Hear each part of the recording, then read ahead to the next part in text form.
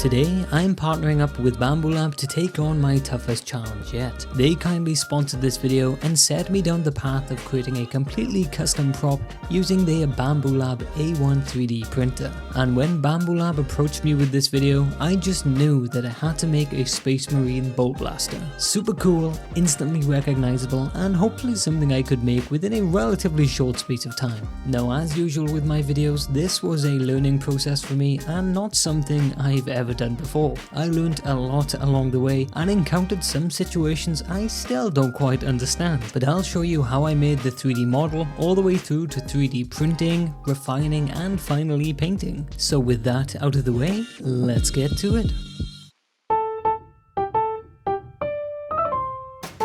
First things first, I've got to create the 3D model. So with plenty of references to hand, I made a start in Blender. I started by blocking out the initial shapes and at the same time trying to think about how this is all going to piece together when 3D printed. But one thing I soon realized was that hard surface modeling is surprisingly difficult. I've been sculpting for so long now that I feel like basic modeling can feel pretty restrictive. I even considered learning plasticity at one point, thinking that a type of CAD software might be a better approach to this type of project, but I soon got fed up of trying to learn a new software and instead went back to Blender. So I ended up using a weird combination of modeling for the basic shapes and sculpting anything that was a little bit more of a complex shape. The indents here, for example, were much easier for me to achieve by masking the areas and then just using Blender's filter brush to evenly push them in. My main concern with this approach was whether or not sculpting might affect how well these parts fit together, so I just added a little bit of extra spacing. I'd rather these pieces were a little loose than too tight to fit. Now I just had to print a small prototype to see if this actually worked. So I exported all of the parts as STL files and prepared them in Bambu Studio. This is Bambu Lab's personal slicing software. Now it's time to load up some PLA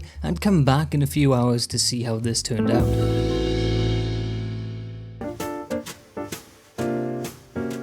I'd say this print was a success, but I'm not sure why my parts look a little like Sideshow Bob. I'm guessing this is an issue with my 3D model because other test models have printed just fine, but fortunately these seem to come off pretty easily and is something I can fix with a little sanding. But hey, if you know what might be causing this, let me know in the comments below. To my surprise, after a little cleanup, this smaller version turned out pretty good, but this is a Space Marine pistol after all, and this little gun just won't cut it. So to make this bigger, I decided to cut the long parts of the model in half to provide more space to enlarge these for printing. This will unfortunately create a seam down the center of the piece, but I'm hoping this will be less noticeable once it's glued and painted. This larger print is going to take a whole 13 hours, so in the meantime I made a start on creating some of the smaller details that I intend to add to the piece. But let's cue some music because I've still got a lot of work to do.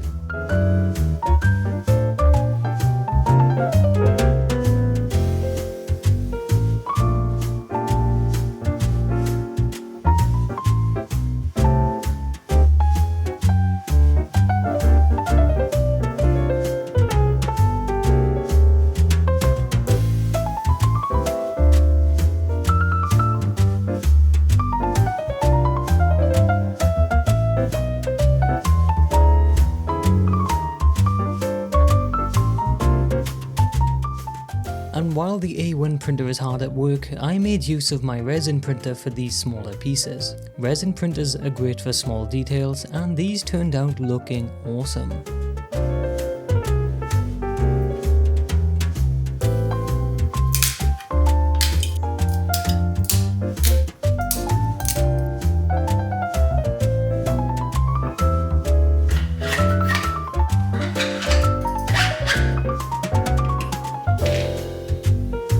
Full-size print is a little loose in areas, but we can make it work. Before I move on to painting, I did a little bit of sanding to smooth down rough areas, and when I got fed up of sanding, I switched to a Dremel.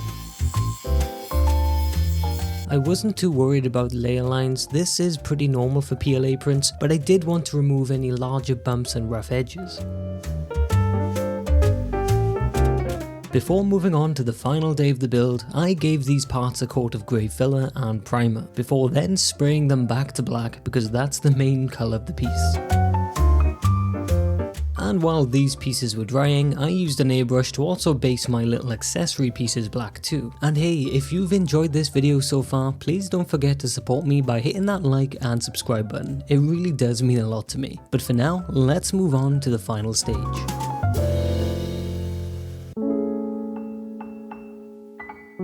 To finish up today, I'm going to be adding some nice final touches to help this thing pop. And for this, I'll be using gold. Lots and lots of gold. Specifically, the Retributor Armor Gold from my Warhammer paints. Thank you, Stormcast Eternals.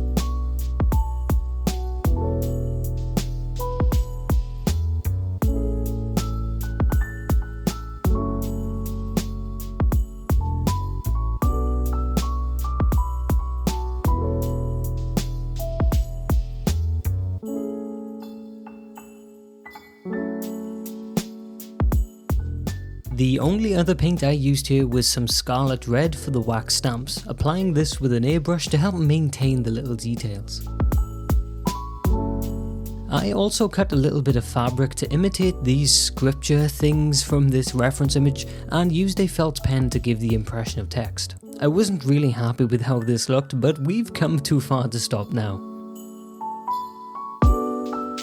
But with all of the pieces in place, it's time to glue and assemble.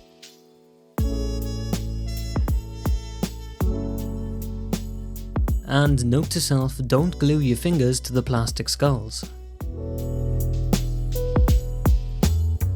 But as we come to a close on this build, I just wanted to say a big thank you for coming along with me on this journey. This was a challenging build, but I always look forward to the next one. Thank you once again to Bamboo Lab for powering this build with their A1 3D printer, and leave a comment below with what you'd like to see next. Now enjoy the reveal, and as always, I'll see you in the next one.